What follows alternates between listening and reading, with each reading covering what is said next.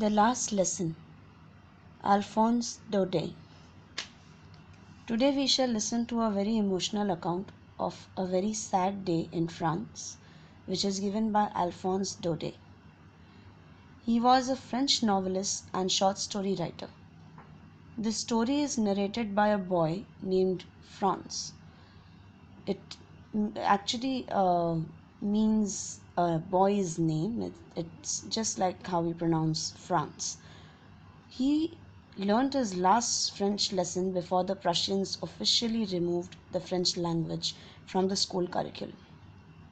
Prussia was a kingdom which included today's Germany, Poland, and parts of Austria.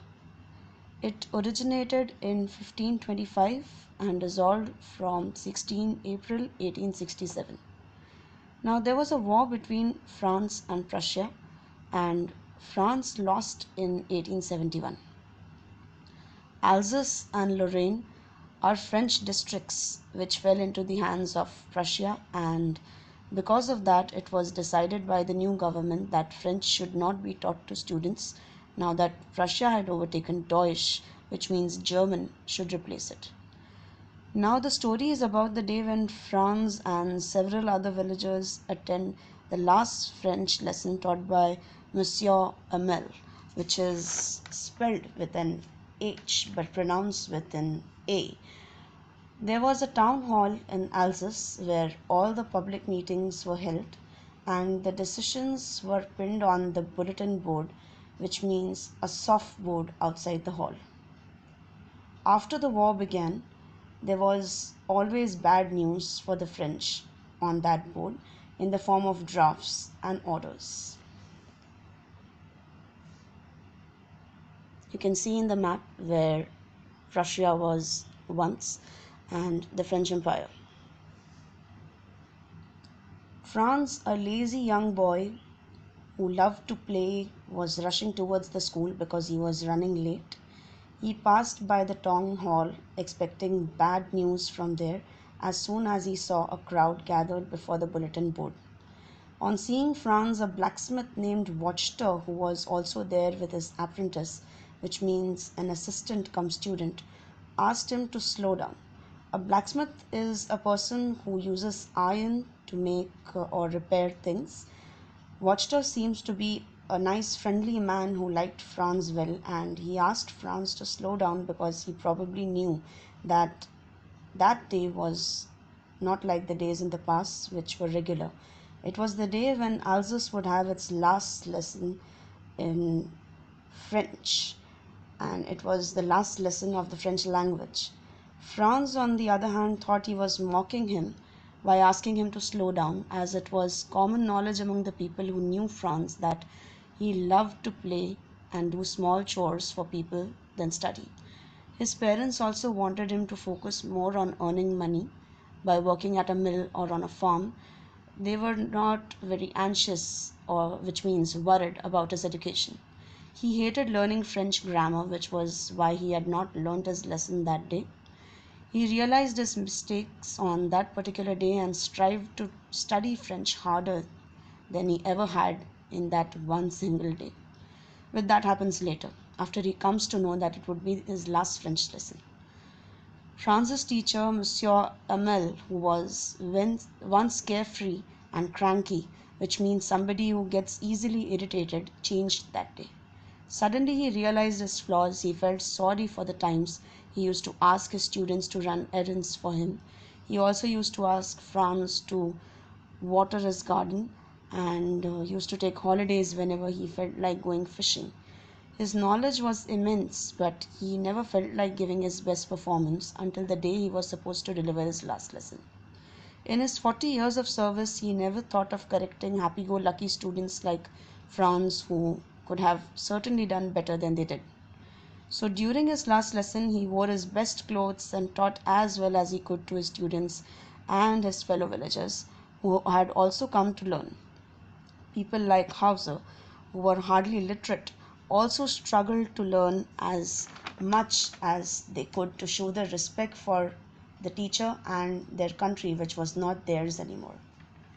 Hauser worked very hard to learn French on that particular day with a primary level book, also known as a primer. He also tried to pronounce well in his own funny way. Like him, the younger children also tried to learn by tracing their fish hooks, which means the curves used in the French script below some letters. The curves don't change the pronunciations though.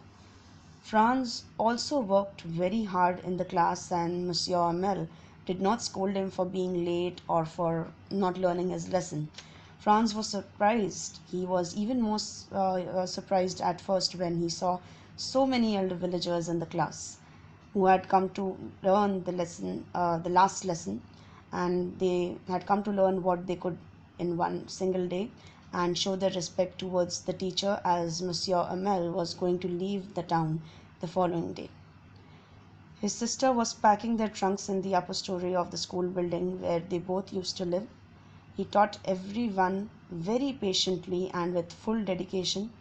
He told them that if they did not know French, the Prussians would make fun of their ignorance, as they could how could they not know how to read and write French after being French people.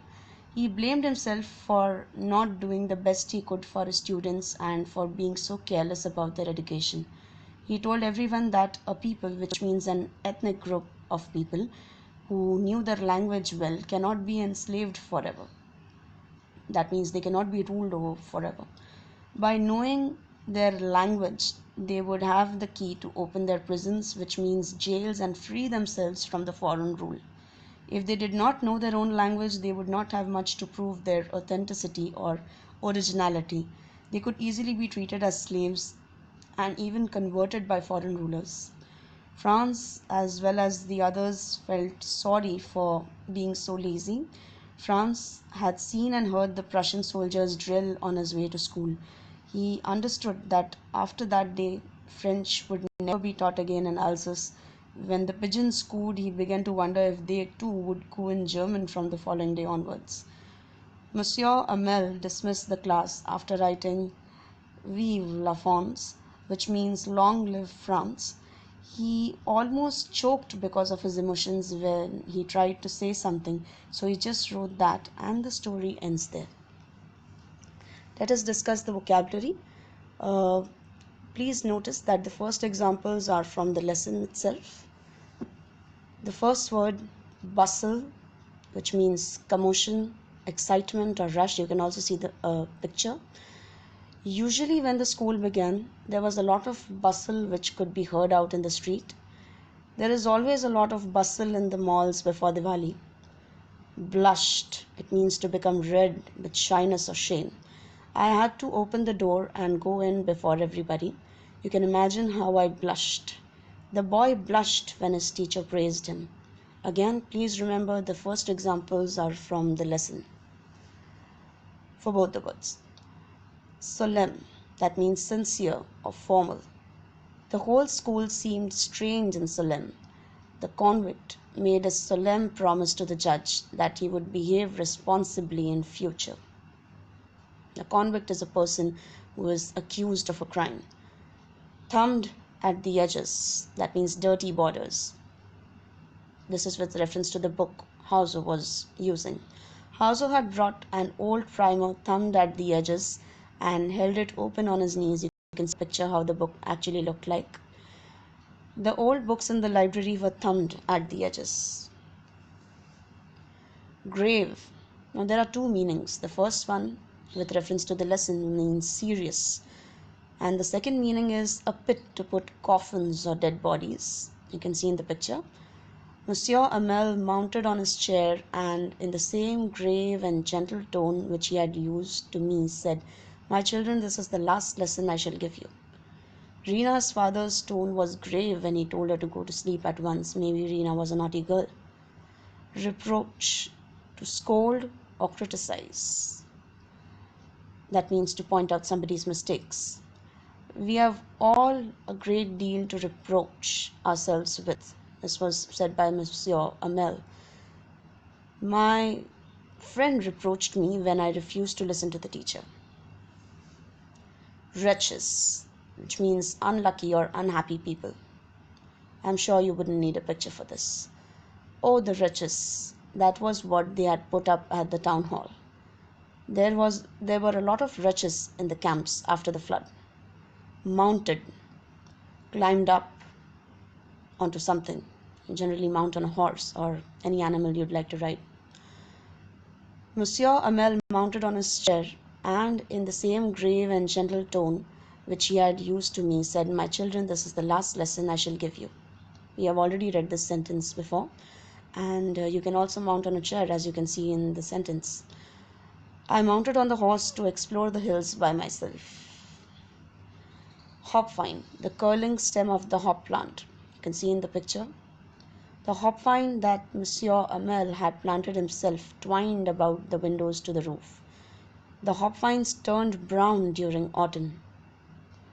Twined, it means curled or spiraled. Again, you can see in the picture. The hopvine that Monsieur Hamel had planted himself twined about the windows to the roof. The climbers twined round the tree. Angelus are Catholic prayers. All at once the church clock struck 12, then the Angelus. Many Catholics recite the Angelus 3 times a day. Choke, to feel suffocated due to emissions or food stuck in the throat. Sometimes when you become too emotional, because of your emotions, you cannot breathe properly. That is the meaning of choke.